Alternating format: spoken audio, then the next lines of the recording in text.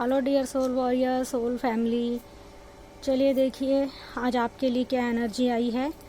आपको बोला जा रहा है लाइफ एनर्जी के लिए कि आपको जो है नया जीवन दान दिया जा रहा है। अगर आपको लगता है कि आपके अंदर जीने की इच्छा ख़त्म हो चुकी है, दुखों से परेशान होकर जीने की इच्छा नहीं बची है, तो आपको नया जीवन दान दिया जा रहा है। आपको वो एनर्जी, वो ऊर्जा प्रदान की जा रही है जिससे आप हील हो सके और आपके अंदर जीवन के लिए प्रेम उत्पन्न हो सके, क्योंकि ये जीवन हमारा बहुत अनमोल है, इसको हम ऐसे गंवा नहीं सकते। तो आपको जो है नई ऊर्जा प्रदान की जा रही है, आपको हील किया जा रहा है। बस ईश्वर आपसे ये कहना चाहते हैं कि आपको जो है अपनी इस ऊर्जा को जो है और शाइन करना है। आपको अपने अंदर इस ऊर्जा को दबा के नहीं रखना है और अपने अंदर की हर नकारात्मकता को बाहर निकालना है, ताकि जो है आप स्वयं को हील कर सके। ईश्वर तो आपको हील कर ही रहे हैं, क्योंकि पहला प्रयास हमारा भी होता है, हमें भी खुद से प्रयास करना होता है। एक विल पावर की बात की जा रही है, तो हमारे अंदर वो विल पावर होनी चाहिए। हर दुख से लड़ने की, हर दुख को सहन करने की विल पावर होनी चाहिए। अपने जीने की इच्छा के लिए विल पावर होनी चाहिए। तो आपको जो है इस स्वयं को हील करना है। ईश्वर तो हीलिंग दे ही रहे, लेकिन आपको भी हीलिंग के लिए जो है वर्क करना है।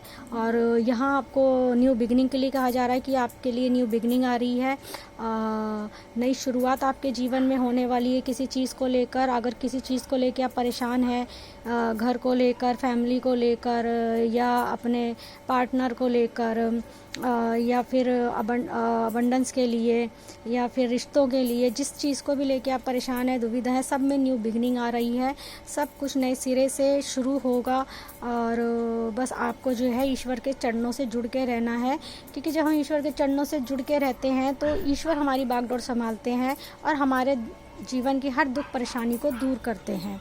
तो हमें ईश्वर पर विश्वास को बनाए रखना है। और यहाँ देखिए आपके लिए विजडम आ रहा है, आपके लिए विजडम आ रहा है। ईश्वर आपको विजडम प्रदान कर रहे हैं।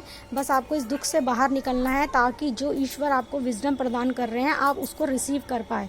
आपको यहाँ पर आध्यात्मिक ज्ञान के लिए भी कहा जा रहा है कि आप थोड़ा सा आध्यात्मिक ज्ञान अर्जित कीजिए। और उसके लिए आप कोई भी धर्म पुस्तक पढ़ सकते हैं, कोई भी वेद ग्रंथ पढ़ सकते हैं। आजकल तो बहुत ही ज़्यादा हर चीज़ जो है अवेलेबल है, तो आप किसी भी तरह से, जिस मीडियम से आपको विजडम आप ले सकते हैं, तो आप वो विजडम को जो है ग्रैब कीजिए, आध्यात्मिक ज्ञान को ग्रैब कीजिए, जीवन का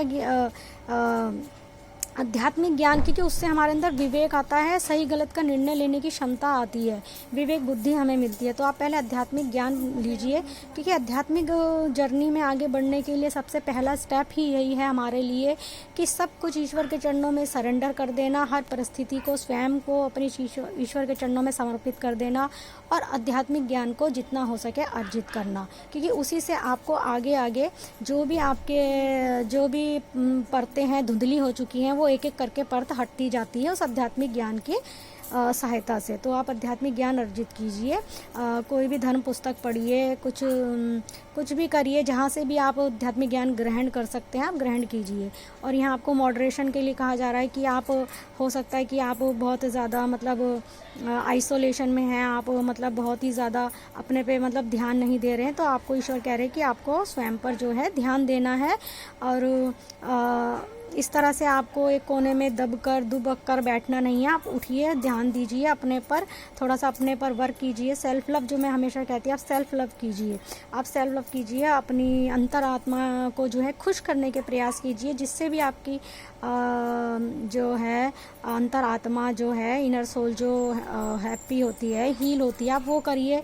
म्यूज़िक सुनिए, डांसिंग कीजिए, सिंगिंग करिए, कुकिंग कीजिए, घूमने जाइए, ईश्वर के भजन सुनिए, नाम जप कीजिए, मेडिटेशन कीजिए, जिससे भी आपको आपकी आत्मा जो है हील होती है। आप वो काम करिए, क्योंकि म्यूज़िक से भी हम जो है हील होते हैं, डांसिंग से भी हम, इस तरह से जो छोटे छोटे जो हमारे हॉबीज़ होती हैं, इनसे भी हम हील होते हैं। तो बस जो भी कुछ करें आप अपनी मर्यादा में रहकर ही करें, ठीक है डियर।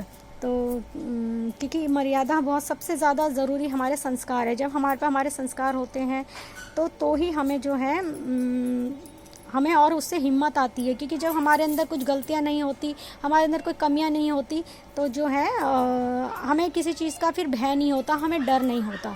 तो आप सबसे पहले अपने क्या कहते हैं, जो भी करें मर्यादा में रहकर कीजिए, ठीक है। तो आप मेडिटेशन के लिए आप कुछ भी कर सकते हैं, ध्यान, नाम जाप, मंत्र जाप कुछ भी कर सकते हैं, आप वो करिए। तो सिंगिंग करिए या फिर डांसिंग कीजिए, जो भी आपको अच्छा लगता है, बस लिमिट में रहकर। और यहाँ आपको विश वाइजली के लिए बोला जा रहा है, तो आपकी जो भी ईश्वर से विश है उसको सोच समझ के मांगिए, क्योंकि अगर मतलब कि आपको जो भी विश मांगनी है आप अपने भले के लिए मांगिए, अपने अच्छे के लिए मांगिए, लेकिन कभी भी किसी के लिए बुरे के लिए नहीं मांगिए। वो सब ईश्वर पर छोड़ दीजिए।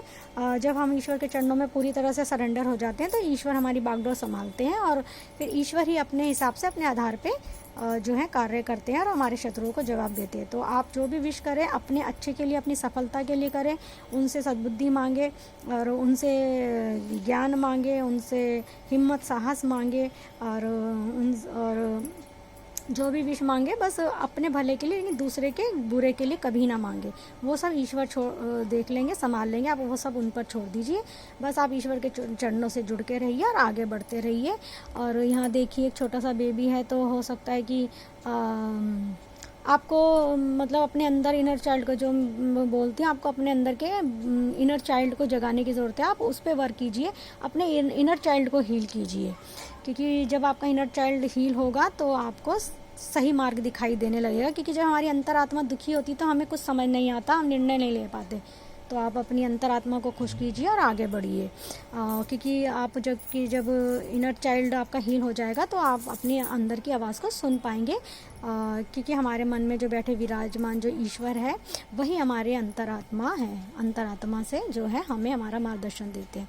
तो आप ये सब गाइडेंस पे वर्क कीजिए, मेडिटेशन ध्यान जप करते रहिए और आगे बढ़ते रहिए, और आपके जीवन में जो है बहुत जल्दी न्यू बिगनिंग होगी। ठीक है dear? Okay, thank you dear.